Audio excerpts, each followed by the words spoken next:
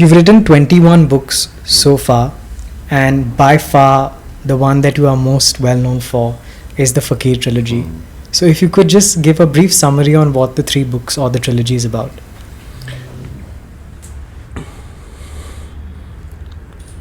If you've read the Fakir,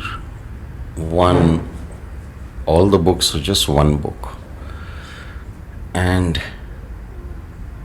it has not converted you into loving your master selflessly, then you know what, I have failed as a medium even for writing. I have so many mails coming in and messages that the Fakir made them love their master more. And the master wasn't Sai Baba of Shirdi, Ramakrishna Paramahansa, whoever. I think that is the greatest compliment, or that is the greatest feeling of calmness, that these books have made someone love their master more. Then I get the feedback that we not only love our master more, but for the first time we have left everything at the feet of the master. Then I know that my purpose has been achieved. So the books basically are on these 2 things: loving the master and loving the master selflessly without any business agenda. My most recent Fakir, The Journey Within, is, I think, all that which Baba has taught me and how to use it practically. I think everything is there. Everything is there. There we have talked about how to control the mind and death and anger and everything. There are practical guidelines, obviously in communication format between Baba and Rudra. But if you yet to ask me what are the books about, it's this: to really, really love the master selflessly, with no agenda on anything. And yeah, there have been a few people who have moved towards this philosophy. What if somebody doesn't have a master or isn't seeking to look for a master? They say that it's not required. What would you tell these people? Now, A, the people who don't have a master, and B, who don't want a master. If you don't have a master and you want a master, go within. I always ask people, when they say, we pray to so many masters, what do we do? Who is our main master? And Baba will always tell them, imagine you are dying, your body is dying, and in a few seconds you're going to be dead, your body. Who is it that you would want to see standing near you? And they shut their eyes and then they say, this one. And then Baba says, that's your master. Okay? Because there is nothing more real than passing over. Everything else in between can be Maya. But that passing over is real. And that passing over, you will want your nearest and the dearest one to be there. You're getting it? So, if you don't have a master but you're seeking your master, this is a good guideline. Or then go within. Who knows, your master is the primordial one. Okay? We are fortunate we are living in an age where we have access to everything recorded on various prophets and masters at the click of a button. Take the best from each and they will become your master guideline, your master book, which eventually will become your master. Like how the Holy Granth Sahib is a living guru. No other religion has talked about a living guru in the form of their scriptures. Babaji, Gurudev made this a living guru. That is why they give it so much of respect. And there is a pankha flowing, and if it has to be carried, certain priests come and flowers are so that the Granth Sahib never touches the ground. So they'll make that your living guru. Because nowadays, you got to be damn careful. Yeah, you got to be damn careful. The word guru nowadays is thrown, very, very irreverently, just thrown about. We are talking about those gurus, Mr. Sai Baba of Shirdi and Meher Baba and Shankar Maharaj, Baba Nityanand. We are talking about these hardcore people. Just today I thought of Jangli Maharaj. They were stalwarts, they were giants.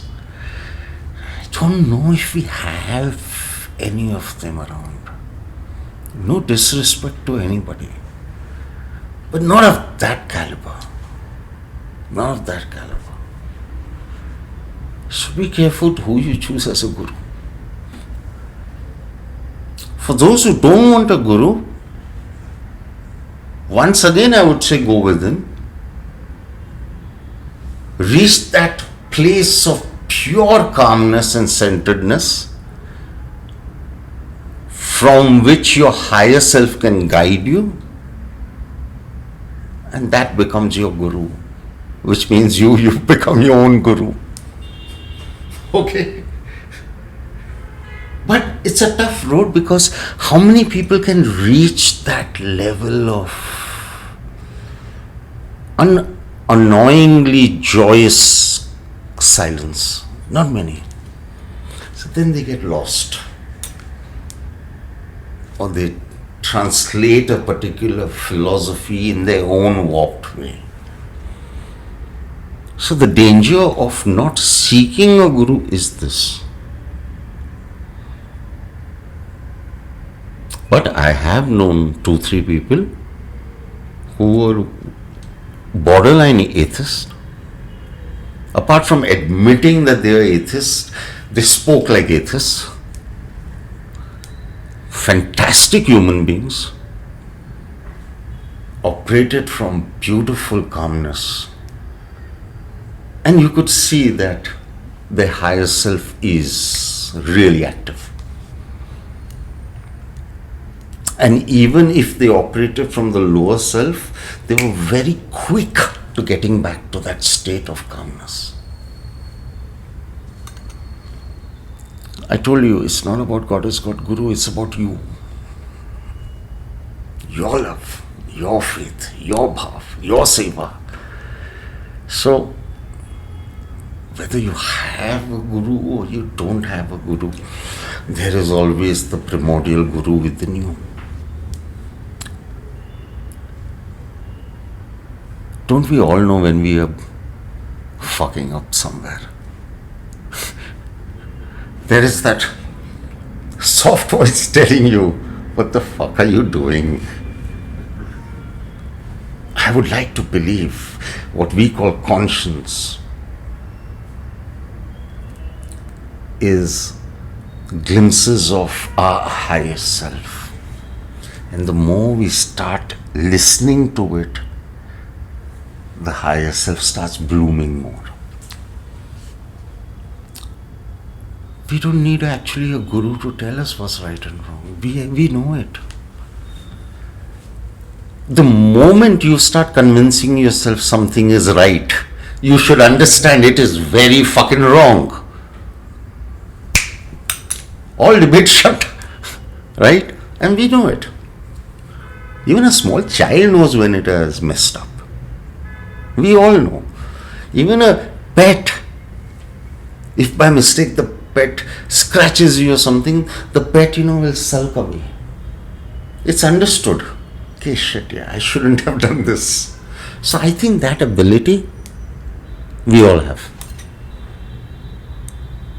We all have that. And I think there are glimpses of the higher self in us. So when you ask me about my childhood, I didn't know it was Baba, I didn't know it was Ma. The only thing I could connect it to was my conscience.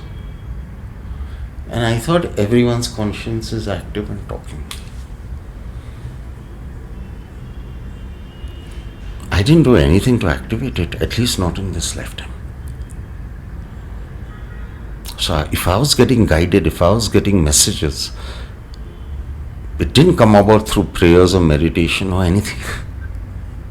It came about because of what I had worked for in some lifetime. Right? No? So I would like to believe that when everyone becomes a guru, that person has walked all these steps, worked on everything, and now has reached a stage. So eventually, credit goes to whom? It goes to you. It goes to you, no? So you are your real guru. Your higher self is your real guru. It is directly connected with Adi Shakti Param Kali. That is the spark. And when the higher self becomes so majestic, then merges with the spark, goes back into the holy fire. So we have so many prophets and masters telling us what to do, what not to do. We are doing only what is convenient to us. The day you will choose discomfort over convenience will be the day you will start walking towards the light. Now, who has chosen discomfort over convenience? Not your guru. You have chosen, right? So, Asad, eventually heaven and hell we create from evolution and, going retrograde. We are responsible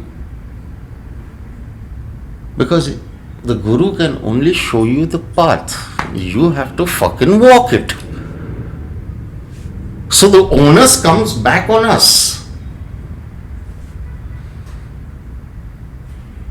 That's it. And great if you are a wise guru and you are wise too to understand that I will follow whatever the guru tells me, you will reach faster. It's like taking the lift and others walking the stairs. But that is two conditions. If you get a wise guru, means a real guru, and second, if you don't fuck up and you completely surrender and do exactly what that guru has told you, right? Once again you are involved. We are involved. So eventually it's not about heaven and hell, it's not about God is God, Guru, it's not about anybody, it's just you and me individually. So, and only you individually or me individually, when we start walking the pathway and a higher self starts getting brighter and brighter, which means the goddess energy or the creator energy has got more and more active in you, and one day it'll be so active that it'll just merge back. So I think we need to take onus of responsibility. Whatever had to be told is being told. Right? Yeah, there's enough, more than enough to go on. Everything is just a catalyst. I know people who have sent me a line or 2 lines from one of my books, and they have said, we've forgotten everything, we only focused on this line. And our lives have become truly simple. So sometimes everything is there, no? But once again, it is you who have worked on that one line. So it's all about that, Asad. I think we need to take onus. We need to take onus. Stop blaming destiny and faith and your creator and God is God Guru. We need to take fucking onus. We fucked up somewhere. When people come to you for advice, when you're channeling, you must be meeting all sorts of people with really funny requests and problems. So what are some of the most common or some of the most bizarre things that you've heard or that you come across? No, one of the bizarre replies I get is when I give timings for meeting, and I'll say 2:30, please come tomorrow or day after or on this day at 2:30, and then I get back the answer, night or day, and I don't understand what opinion they have of me that I'm going to be at 2:30 and 4:30 doing channeling. So that's one of the, it always makes me chuckle, and I'll always say night, afternoon, but it all, and 25 years I've got these questions. Sometimes when people take it very literally, I'll give you an example. So one couple had come and Baba said, on so and so day, take a lamp, fill it with this oil and add this and light it under the tree, and do it for 14 weeks or whatever he'll give them. And then suddenly I start getting this frantic phone call, and I pick up the phone and I say, yeah. They'll say, Baba, the lamp's not burning. I said, why is it not burning? We've done everything exactly as you have said. I said, yeah, okay, tell me the lamp. You put this oil? Yes. You put this? Yes. It's a earthen pot? Yes. And then it struck me. I said, you put the wick, no? And they said, no, Baba, you didn't tell us to put the wick. And that is the time I wonder, I should have spent more time with animals, because it's very dangerous. You've stopped using your brains, and that's a very vulnerable, horrible place to put yourself in. It's like humans have 2 extremes. Either we use our brains too much or not at all. Yeah. Has there been a time when someone has come to you for channeling and what Baba has said has really surprised you? Countless times. Countless times. I mean, I'm not a very good judge of character. Not in my day-to-day life, Baba does not intervene in that. That's why I made really, really foolish mistakes. But once again, sometimes the subconscious mind can override it, where it can convince you that the answer has come from Baba. So that's why I don't ask about myself unless he writes something. It's not there in my mind and suddenly he writes something for me, I get it. Okay, I need to take care. But otherwise, no. But countless times I've got horribly stunned. Yeah. We've spoken extensively about what happens after death.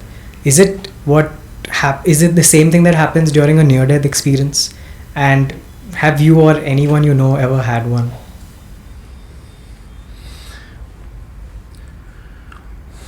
The problem is, if you hear or read death experiences of a Christian,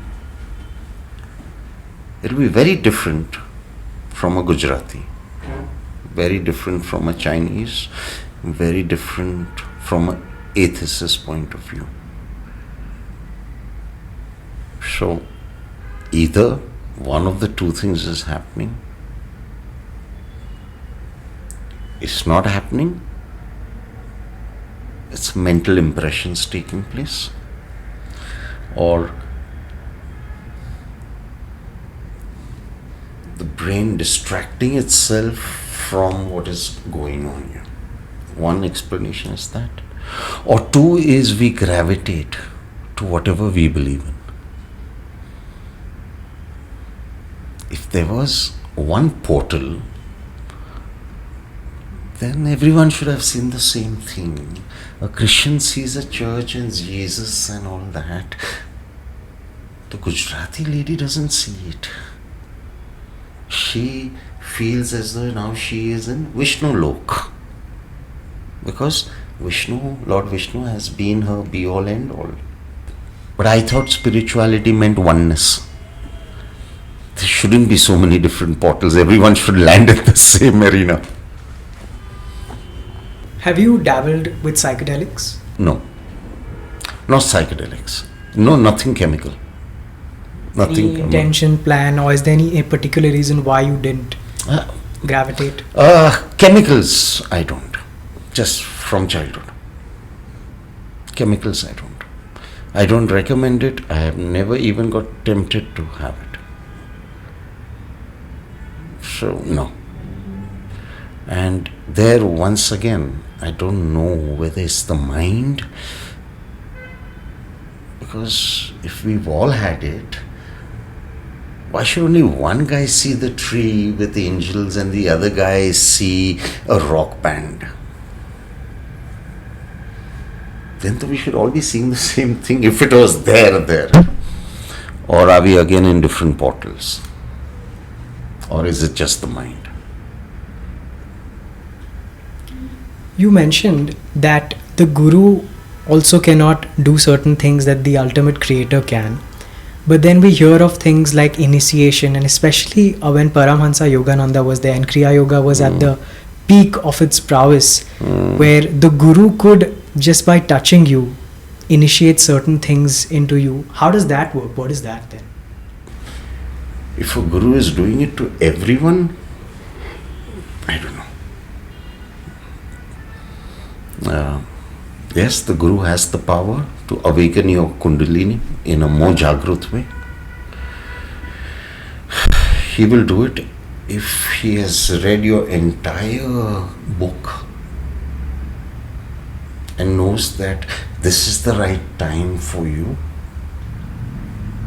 for your journey in oneness to begin properly.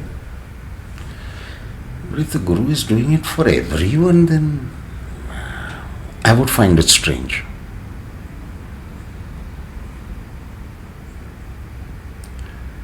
Yes, the God is God, Guru's grace is important for the Kundalini work to take place. But eventually, it's a lot of your hard work. And I don't think a guru will just awaken it without taking into account, do you have it in you for the hard work, right? So if there are 700 people in the hall and I am initiating everyone, that means awakening the Kundalini, that means I am certain every one of them has the love, discipline and stamina to do as told. So now what happens is, your Kundalini though is jagrut with your Master's grace, and you are not doing the things. Kundalini is a double-edged sword. Fire can cook and burn. Now if you're not working on it for the right kind of Shakti cooking, then the fire of burning everything will take place. Then the person is fucked. So, unless the master knew that नहीं सब 600 कर लेंगे, That's why I would like to believe the master randomly and very selectively would awaken only certain peoples, giving the Shakti path. Where he was convinced that now they are one step away and they need this push. What is the difference between a disciple and a devotee? Heaven and earth. For a devotee, you've seen the thali? The master's one thali. Everything else is going on. And the master's thali is there. Yes, the master may be a very important or the dish of honor. But it is eventually one dish in many dishes, right? For a disciple, the master only is the thali. There is no question of anything else. The disciple is completely surrendered, means वो धूल बन गया है. A devotee has, okay, Guru has come to the city, chalo. Tomorrow, instead of going to work at 9 o'clock, we'll go at 11:30. Matha laga ke aaye, right? A disciple each moment is craving for the Guru. And after a point, if the disciple cannot see the Guru, the disciple would rather go blind. Somebody told me, I was hearing YouTube of, I think it was, interviewing Mohanji. I think Mohanji had said, I think it was Malsapati. So after Baba left his body, became blind. I'm quite certain that he didn't want to see a world without Baba. Right now. So that is a disciple. For the disciple, there is no karma, kundalini, heaven, hell, nothing, just the master. You've written 21 books so far. Any plans to write more? Yeah, my SAI Oneness is coming out by March. It's a biography on Baba. But though I've taken the Sat Charitra as the foundation, but there are a lot of things which the Sat Charitra hasn't mentioned, which other scholars and researchers of that time have. So even that is part of the book. So it's, I've taken everything. Yeah. I think I've read most of your books so far. And I have to say, I like most of them, especially because of the way you write. Thank you. But the one that I read most recently was the Aum of All Things. Yeah. Which I also really liked, because although you did not want to get into the specifics, Bapuji being Bapuji really explained and elaborated on what. So could you give a brief summary on what the book is about?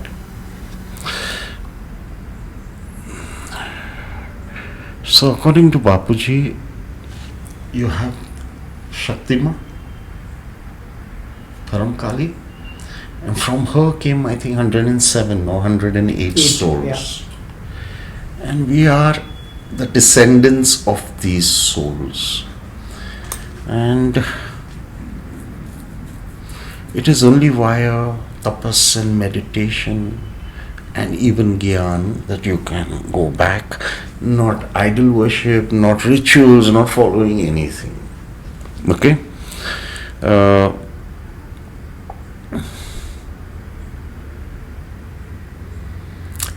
It's a philosophy believed by a lot of people in the Sanatana Dharma.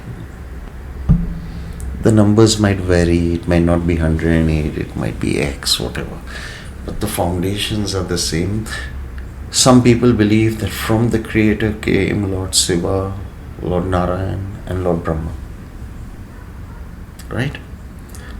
They were given certain portfolios which they distributed to various demigods. And each thing was governed by a demigod who would then report back. Bapuji has 108. So, if you remove that, The philosophy is very similar. From the creator, from her spark came 108 people, and from their spark came all of creation. And it goes into great details of various things. And I get a lot of feedback. It's a very different book from your 21 books. But I think it was the first book I wrote a lot about Meher. So it's a special book for me. It's a special book for me. Now, in the book, he has explicitly mentioned, firstly, those who know the little that they know about Bapuji, he's in seclusion most of the time. Yeah. He's so careful about the way that he spends his time that he goes almost 30 days without having a bath in one room. Yeah. Even the fact that he doesn't let anybody cook his food and anybody wash his clothes. Mm. And yet he chose you. Why do you think that is?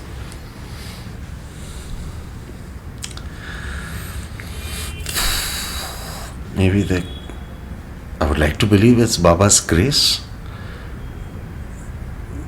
Because for me, मेरी बुद्धि बस इतनी ही चलती है. Why did something important happen to me? Grace of the goddess and Baba. You have another explanation, karmic कुछ था. Third is that, I don't know, maybe he read, because he was a voracious reader. And maybe I read a few books and felt, okay, this guy's style of writing is something which might appeal. Because I had written Devi's Emerald, which was also honorable. But it was good meeting him. Very peaceful aura. Yeah, very, very nice aura. Very learned. Very learned.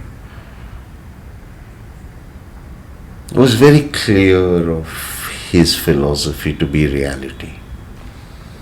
And I always respect that. If you have a philosophy of what is and why is and how is, and you are steeped in that philosophy and you're not causing harm to anybody around you, I kind of feel you're in a good place.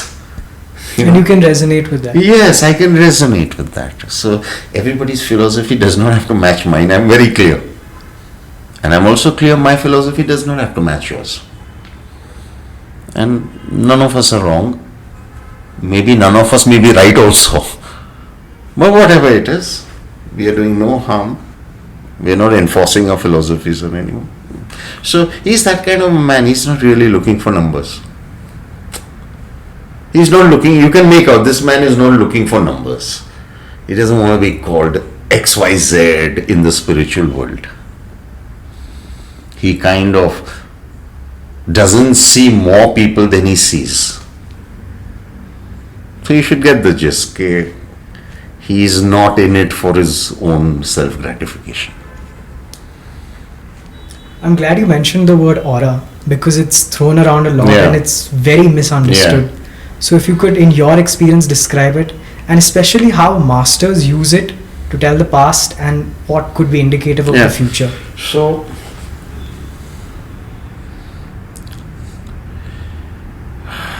have you seen an aura machine? I've read about it in your book. Yeah. So I've seen it, created by Harry Oldfield. Okay.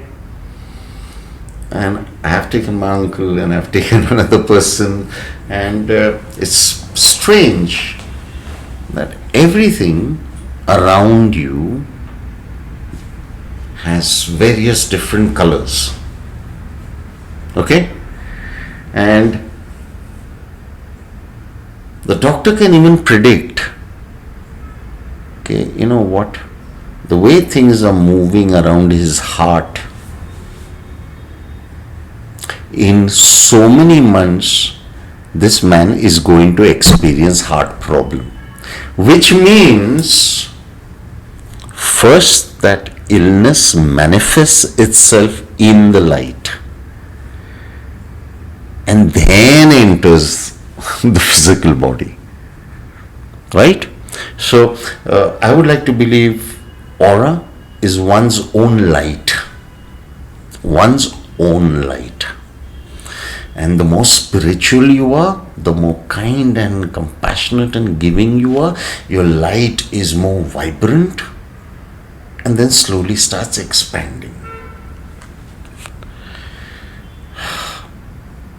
All our karma is stored in this circle around us, egg-shaped circle around us.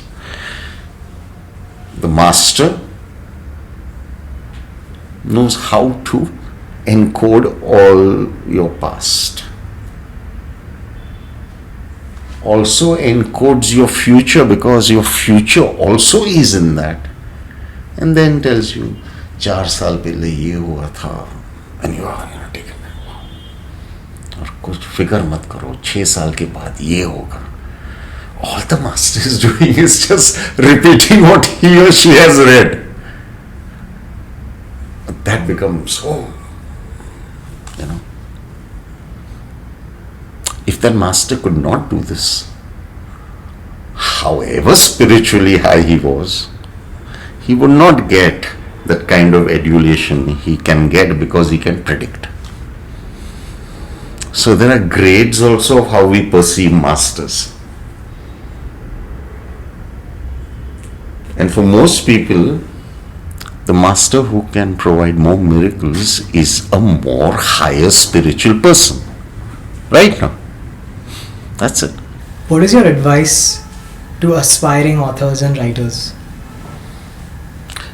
I can't advise anybody, I can only share my experience. My first book, The Last Marathon, took over 10 years to get published.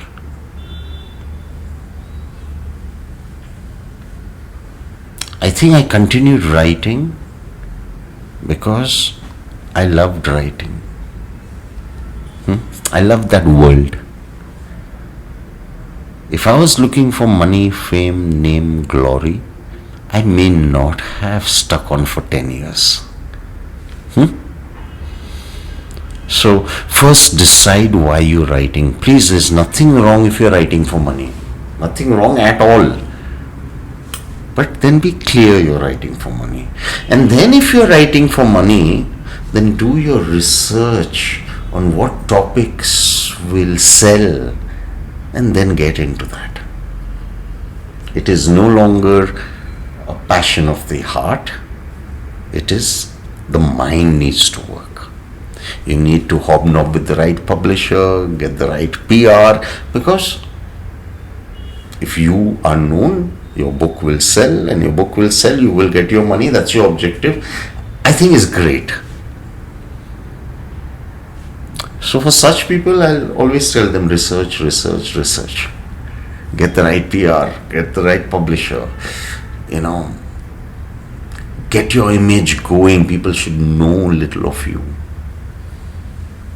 But for those like me, I have never ever written a book for anybody but me and Baba. And I was clear from day one, even if nobody ever read me, I would keep writing books. Because my target audience was very small. Mr. Sai Baba of Shirdi, that's it. I wasn't writing for anybody else. So if a book did well, great. If book is not doing too well, great. I don't mind, because I don't go through comments. I don't know who's writing what. And many times people will come and tell me what praises you are getting and your book is getting. I say, great, but I've never gone on that. Because if I were to go on that and get affected by praise or trolling, then kuch khot hai. What's the point? Yes, then of kuch this khot. entire journey Then of this 3-5 kuch years? khot hai. So I am sincerely not interested in reading. Many times, they bring me, Mayor will say, look, Dad, this person has written this beautiful quote, or sometimes she'll come and say, who is this person? What shit is being written? I always tell her, baby, this is not on the menu. And if this is not on the menu, money is not on the menu. And if only the passion is there or the love for writing is there, then you know what? Whether anyone has published you or not, you're already an author. You're already a storyteller. So don't ever tell people you want to be a storyteller. Say, I am a storyteller. The person will say, but you're not published. So what the fuck? I'm yet a storyteller. No, you can't take that away from me. Whether it's published or not published. A few terms which get thrown around a lot lately and people assume to know what it's all about. Out of body experiences, lucid dreaming and astral projection. What are the differences between them and what is your personal experience with these? First is out of body. Out of body experiences, yes. Especially when you're in a coma, you hear that I could see my astral body floating and I could see... See, I certainly believe in out of body. Okay? I certainly believe in that. You've written it about it in the book and the silver cord which connects the... No, and I personally believe it because I have had certain experiences. So they are very clear. I have no doubts on that. And remember, I am my greatest skeptic. I am my greatest doubter. So if I experience something, I do great post-mortem of it first. And usually 8 out of 10 times I discard it. Okay? But, yes, so first time experience, done a few out of body. Lucid dreaming could be once again either your higher self orchestrating something for you to get a message, or you could have traveled in your sleep, experienced something and come back and remembered a flash. The third is what? Astral projection. By astral projection, do they mean they throw their body out? Again, I think what you mean by out of body and astral projection is the same thing. I think it's the same thing. If my understanding is that, so it's the same thing. It's the same thing. Various names, like for mediumship. When I used to go to mediums, my dad used to take me to mediums. They would always call it savari. Okay? Okay. I want to meet Ruzbeh. So whoever was at the door would say, "Name, wo savari kar rahe hai." Means I'm in a trance. I'm sure there are so many different words for that trance itself. State is what? Of trance. You moving out and your master fully occupying you. But what a beautiful word. Savari. She's journey pe. Ghumne gaye. Yes, ghumne gaye. You know, what a beautiful... Yeah. Well, this channeling and all sounds so hi-fi. I think it would hurt all our egos just to call ourselves, we are instruments. So the new words for you. Vessel aa gaya. Huh? I'm the vessel. Then channeling, mediumship. But actually is instrument. Bas. Plain and simple. If you cut away all the jazz, you're just an instrument. That's it. Great, no? If you're an instrument of your goddess God Guru, great. If you're an instrument of your ego or the dangerous side, then you're fucked. So I think we have to consciously choose किसका instrument बनना है. You know, when you have faith like a blade of grass, no, Asad, then the fun starts. The master also loves it. Okay. This bugger is yet standing. But you have to be like that blade of grass, you know. Nobody even pays attention to you.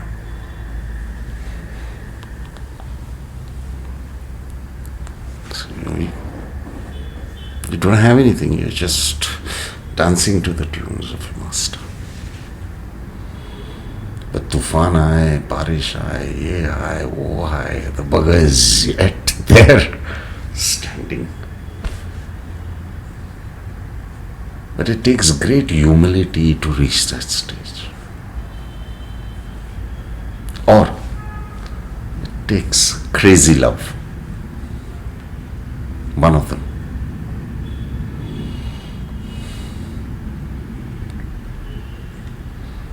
ठीक है?